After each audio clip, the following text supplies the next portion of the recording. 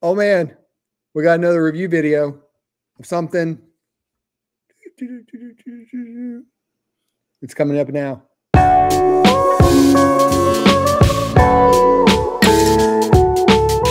What's up, everybody? Welcome back to Whiskey Happens. What's up, Mr. Johnson?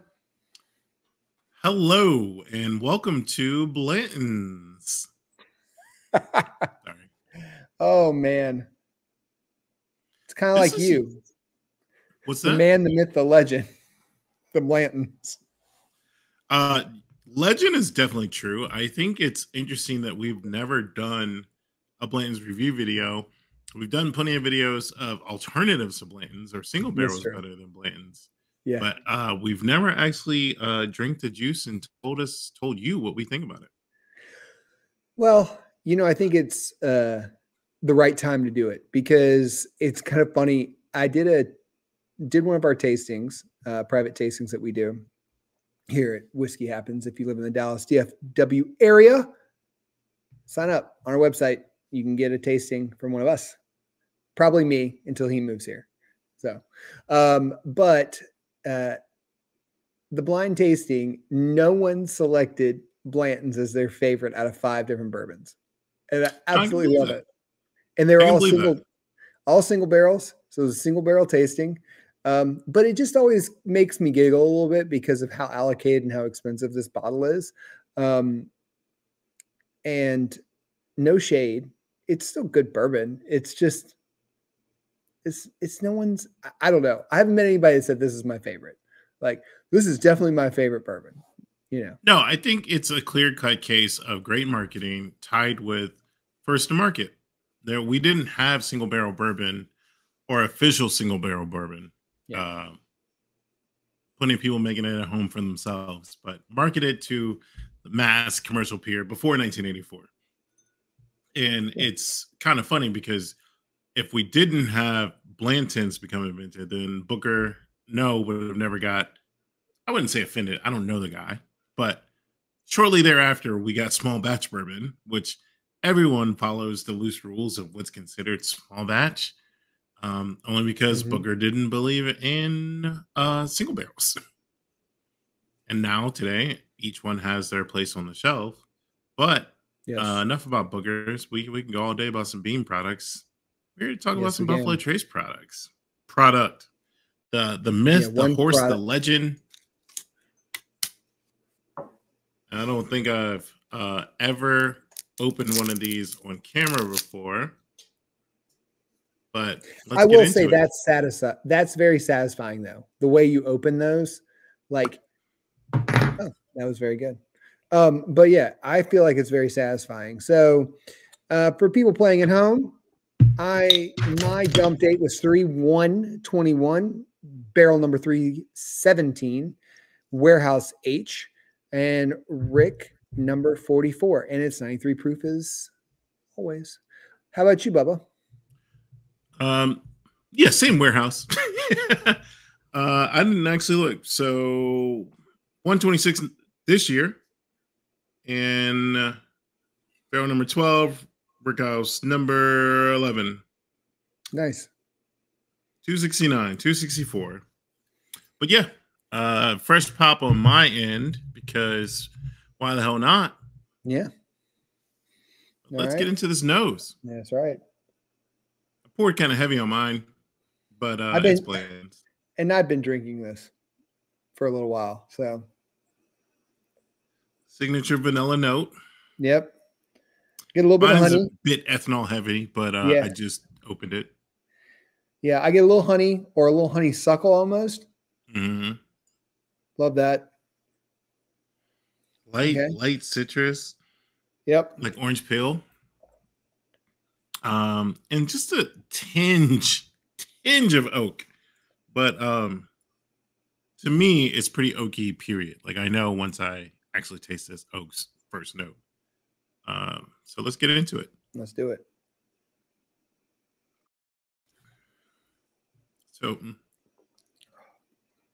I'm not gonna lie, this is probably a better Blanton's than I've had in recent times. I even spilled a little on the table because I'm so excited. Vanilla shines right through. The oak, like I said. The citrus is more like a marmalade situation. Just the smallest cherry note. Nice. I get, of course, the vanilla, but I also get, even on the taste, I get a little bit of honey, a little bit of marshmallow, slight orangey, almost like a custardy type feel.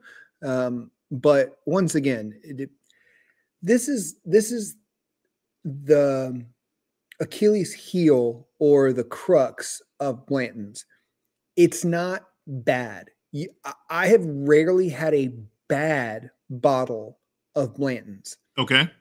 Or a bad taste of Blanton's, but it's not phenomenal. So it against another single barrel, a lot of times that's why it doesn't win out. There's nothing that knocks your socks off about it, but no one ever drinks it and goes, "Oh, that was horrible." Very rare. But that's the biggest problem, is it's just so approachable. Like, that's why I think, in my opinion, my humble opinion, why everyone still wants a bottle of this is because A, it looks cool on your shelf. B, it's so easy to drink. Like, it just is. I mean, it's a very easy drink.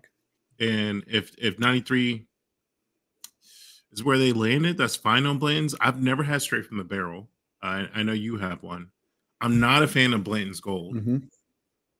I've never had Reserve. Although, you John Wick fans, there is a bottle of Blanton's Reserve in John Wick 4. That was interesting. Spoiler. Oh, I mean, it's, if you're looking, you know. And John even has a line about it. It's like, how did you know I was coming? And it's like they're in another country. So, like, the fact that they have Reserve matches. I don't want to give away what's going on precisely. But they wouldn't have this Blanton's because it's not over there traditionally. But the Blanton's that they have matches. Actually, I'm going to gush a little bit. That's what's great about the whole series, is that the details are there. Down from when he reloads the gun to why things are on screen, color schemes, the Blantons, everything is intentional. And that's why there's a huge suspension of disbelief that John could survive all this stuff. I'm done. Off the soapbox. Okay.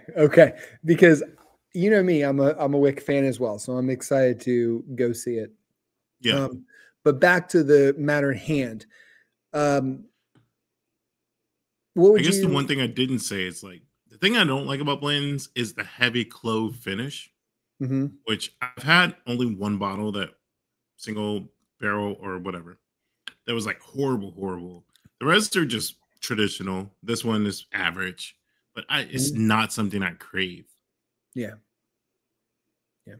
I'll give a little slight spoiler. The tasting that I did, the single barrel tasting, the number one ranked one was a Tennessee whiskey, which I absolutely love.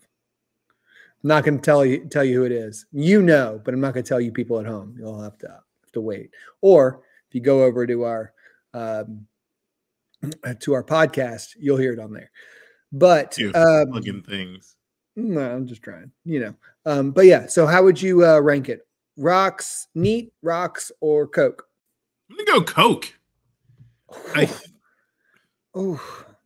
Yeah. Like to keep things spicy over here. I would even go as far as to say ginger beer.